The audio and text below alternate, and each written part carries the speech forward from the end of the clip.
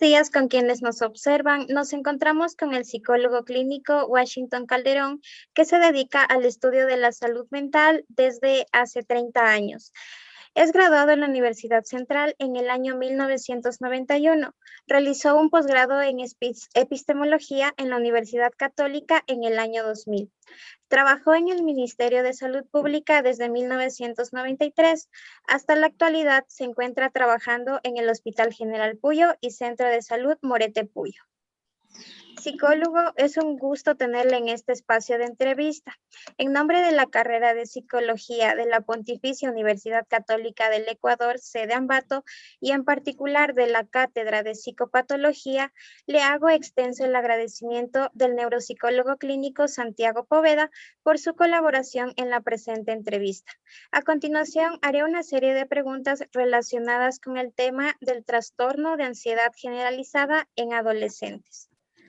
El trastorno de ansiedad generalizada se caracteriza por un trastorno de preocupación excesiva que causa deterioro en el funcionamiento diario y se acompaña al menos de uno de los síntomas asociados en los criterios de diagnóstico del DSM-5.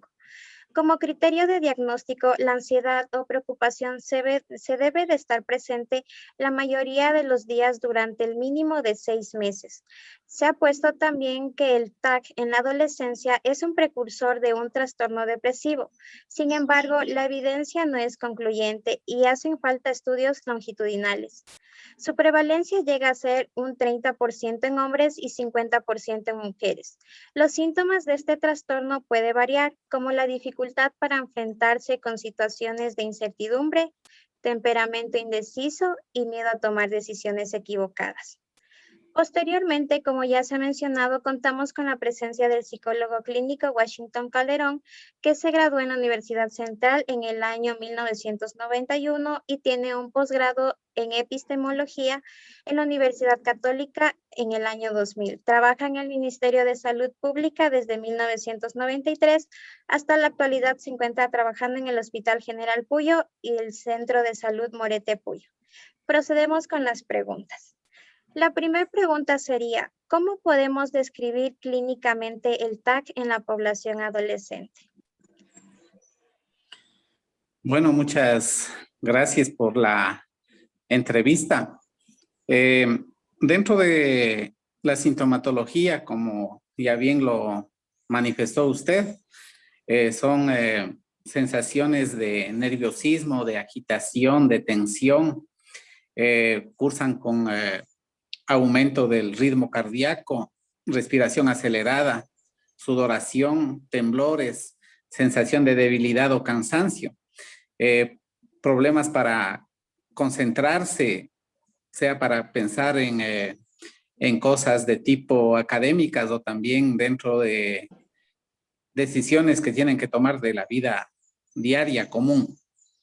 Tienen problemas también para conciliar el sueño, pueden cursar también con problemas gastrointestinales, tener dificultad para controlar las preocupaciones y en muchos de los casos pues tienen una necesidad de evitar de pronto situaciones en las cuales entran en conflicto consigo mismo.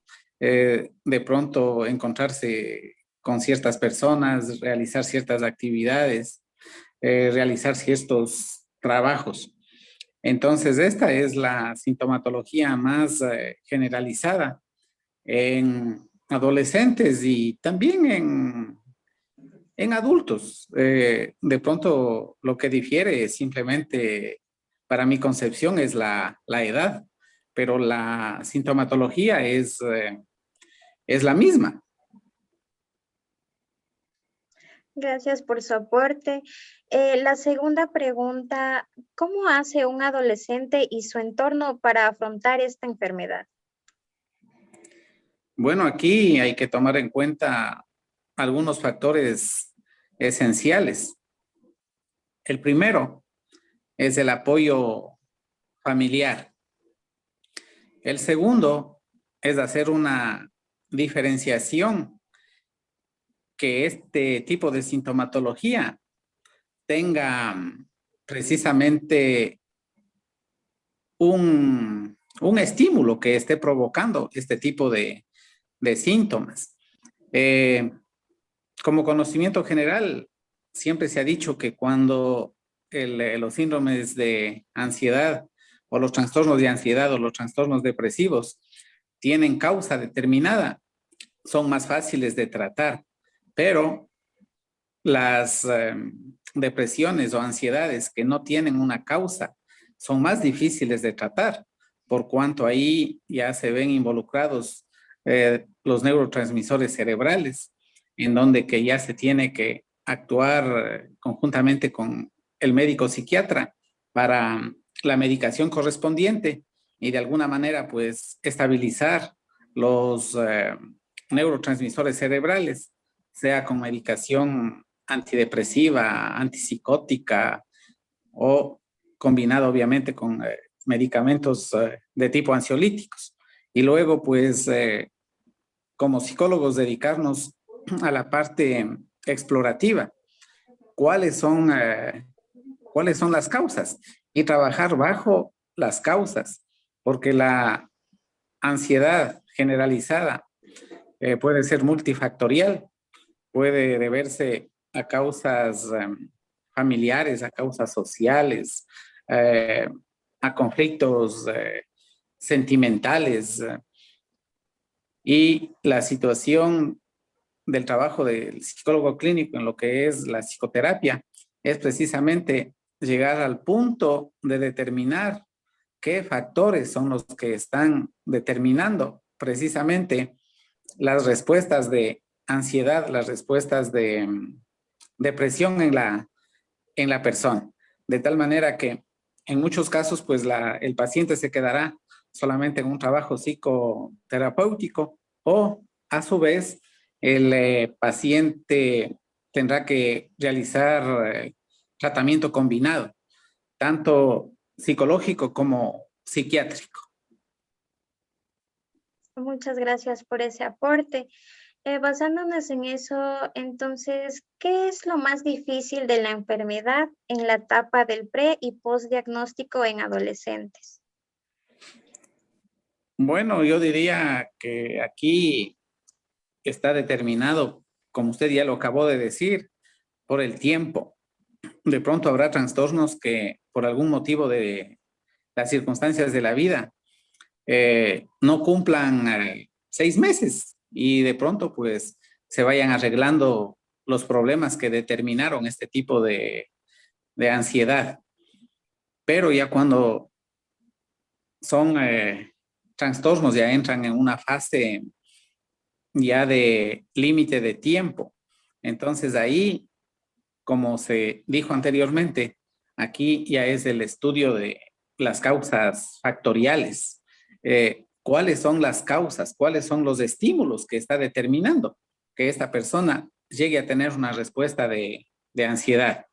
Y ahí, pues, el trabajo psicoterapéutico consistirá en determinar los estímulos que de pronto, como ejemplo, pueden ser estímulos de tipo afectivos, estímulos de tipo socioeconómicos, estímulos, en este caso, pues de problemas familiares.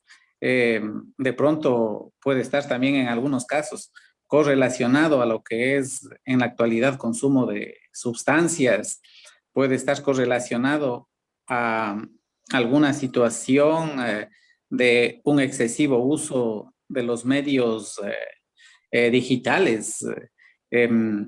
Hay gente que de pronto entra en procesos de ansiedad, depresión, por cuanto los padres les ponen de pronto algún tipo de límite en lo que es el uso del celular, el uso de las redes sociales. Y esto precisamente les causa en algunas personas trastornos de ansiedad que pueden evolucionar o no hacia un trastorno de ansiedad generalizado. Pero de tal manera aquí hay que trabajar sobre el estímulo para determinar precisamente el diagnóstico, para determinar la situación a seguir dentro del proceso terapéutico. Por tanto, aquí yo pienso que lo más importante es trabajar en la fase del por qué el paciente se siente así y hacer precisamente lo que se denomina en psicología procesos de razonamientos lógicos con la finalidad de establecer niveles de respuesta y precisamente pues encontrando las respuestas ante lo que es el estímulo, lo que es la respuesta combinado al proceso de razonamiento lógico, el paciente encontrará la mejoría correspondiente con la guía psicológica. Bien. Como pregunta final, tenemos, ¿qué deben hacer los pacientes adolescentes con esta enfermedad y su entorno para lograr una calidad de vida lo más saludable posible? Bueno, aquí lo más importante, como le decía, es tener el apoyo familiar. El apoyo familiar y acudir a las sesiones de psicoterapia, en donde que precisamente se van a ir enfocando los diferentes problemas, los diferentes factores que estén incidiendo en la presentación del trastorno de ansiedad generalizada.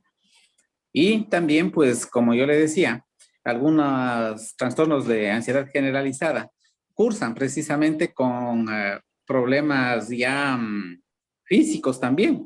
Y lo más común de los problemas de tipo físico son problemas gastrointestinales, problemas para conciliar el sueño, de tal manera que ahí ya se necesita el apoyo, en este caso, de psiquiatría, por cuanto de alguna manera tiene que bajar la intensidad del trastorno de ansiedad para poder trabajar en todo lo que significa la terapia, sea la terapia que utilice el psicólogo de acuerdo a su orientación.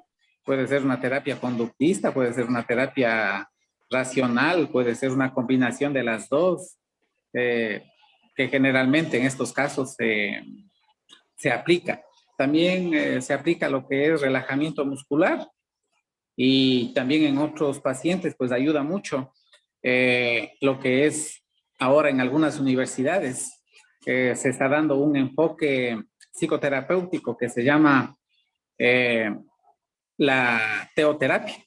La teoterapia también ayuda muchísimo a fortalecer los lazos, digamos, de mejoría del paciente. De tal manera que ya depende de los enfoques que tenga cada persona. Estas fueron las respuestas del psicólogo Washington Calderón. Espero haya sido de su utilidad para ustedes. Le agradezco nuevamente su presencia y aportación. Gracias. Gracias.